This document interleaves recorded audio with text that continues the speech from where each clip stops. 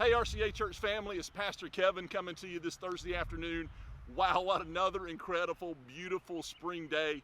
If you tuned in on Tuesday, you saw me talking about spring and this unique season we're in North Carolina. I grew up in North Carolina, and this is the springtime that I remember, but in the last few years, it seems like we've gone straight from winter right into summer. Only about a week of 60s, but this weather has been awesome. I hope you're enjoying it. You know what it's got me thinking? The season that we're in, this unique coronavirus season, you know what? Let's not wish it away so quickly, because God has a purpose and a plan in it. Just like we've slowed down and begun to enjoy this incredible springtime, I hope that you will continue to keep the pace slow these last few weeks and enjoy what remains of this coronavirus season. Listen, I know it's a unique season, and I know you're probably tired of it.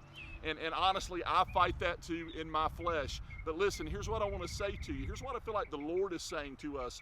Don't despise this season. Don't wish it away, because God has a purpose and a plan during this season. Use this time. And it reminds me of Ephesians chapter 5, verses 15 through 17. It says this: "Be very careful then how you live, not as unwise, but as wise, making the most of every opportunity."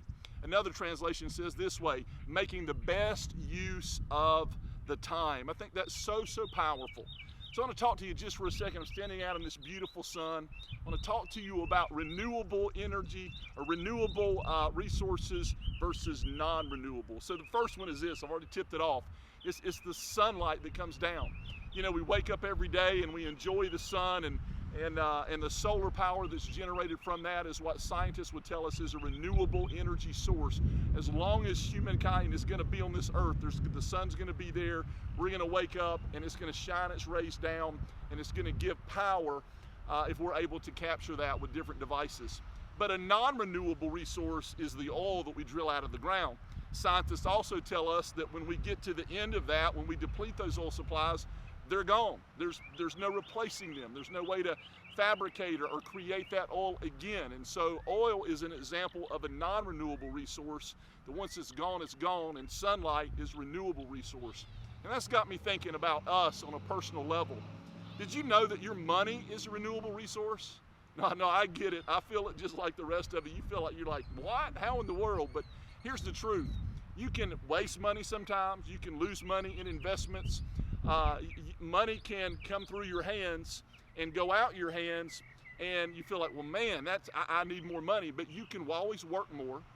Money is a renewable resource in a large sense, in that you can lose it and still gain more. You know what another renewable resource is? To an extent, it's our relationships. Now think about that.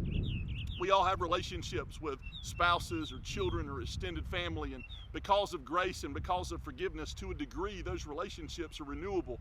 You know, just the other day, I said something in the house to Jody.